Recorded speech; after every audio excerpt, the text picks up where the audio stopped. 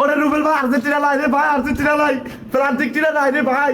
ভাই রে ভাই, ইজিপ্ট একটা গোল দিছে, ওই তো পাগল হয়ে গেছে। ওরে তাড়াতাড়ি দুইটা পাগলা গারোতে নিয়ে যান, নাহলে কিন্তু দেশের পাগলের সংখ্যা বেড়ে যাবে।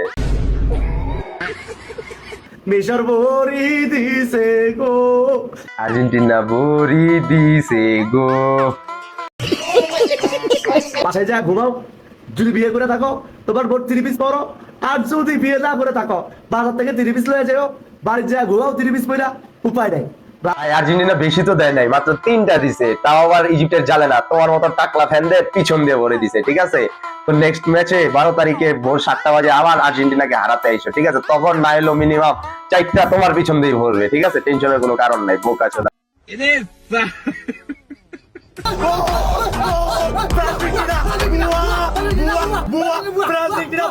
শালার তো খাঁটি পাগল রে ভাই, ওর মির্কি ম্যাডামের রোগ আছে, ওরে তাড়াতাড়ি এটা চিকিৎসা করার, না হলে কিন্তু ওই পাগল হয়ে যাবে দিন শেষে। সঠিক বলেছেন, আপনার বুদ্ধি ভালো। কংগ্রাচুলেশন আর্জেন্টিনা, আমরা মন থেকে চেয়েছি, মন থেকে দোয়া করছি মিশরের সাথে যেন আর্জেন্টিনা জিততে পারে।